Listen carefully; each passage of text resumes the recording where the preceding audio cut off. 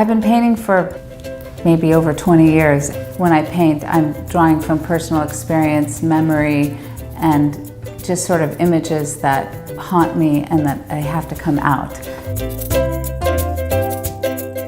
Previous shows that I've done are really personal. So I did a show called Mom's Friends, which was about my mother and her friends in the 70s and how glamorous they were, and how I used to look at my mother and her furs and her, big sunglasses. And so I started wanting to paint those images.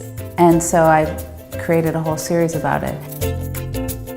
And then I started to think about fashion as a language within painting, as sort of a vocabulary. And so I started a project called the Stylist Project. Basically, went to the newsstand and looked up who were the people that were styling all these celebrities. Not the celebrities themselves, but who were the people that were actually putting everything together. Because they're artists too, except for they use Prada and I use paint. It's really the only difference.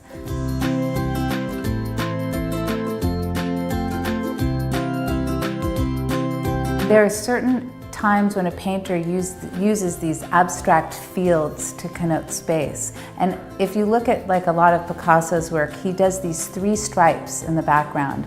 If you look at the beach, it's not a beach, it's 3 stripes. The sand, the sea, and the sky. And it's just this feeling of timelessness and infinity. What Bacon does, or what I'm fascinated by what he does, is he creates similar fields, but they're interiors.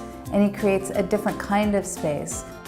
I'm always looking for these sort of visual landmarks, these hallmarks that sort of define an particular artist's work, and then how they're incorporating abstraction is sort of, I think, my primary focus.